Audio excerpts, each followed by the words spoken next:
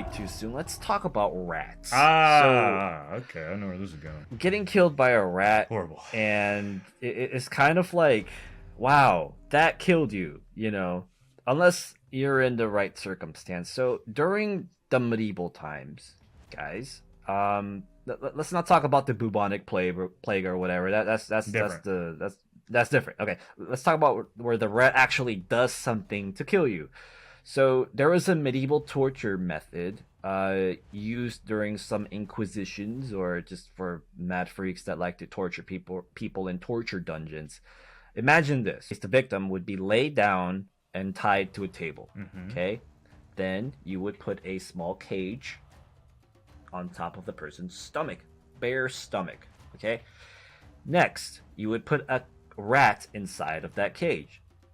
Next, you would put a little fire on top of that cage. You would light that thing on fire on top. Mm-hmm. So, what would anything do? Try to get the hell out of there, and there's only one way to go. There's only one way out. You can't dig through steel. You can't dig through a cage or nothing, but you can dig downwards. And it just so happens that in the way of that rat's freedom and the fire, between that, it's your stomach. Yeah.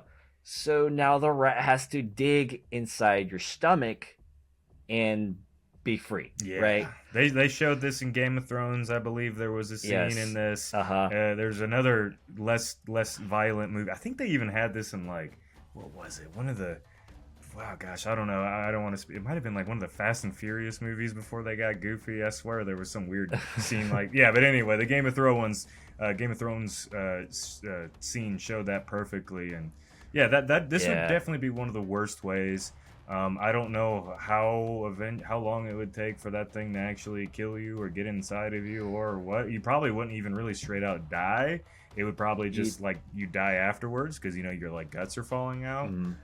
You'd probably die because of panic and shock and all that stuff. But yeah, I mean, definitely pass out from shock. I'm not sure how long it would take you to bleed to death. Too long. Getting disemboweled isn't necessarily going to kill you right away. Yeah. In fact, there have been stories of people who have had their guts spilled out, literally grabbed them and put them back in and survived later after they got sewn together. Yeah.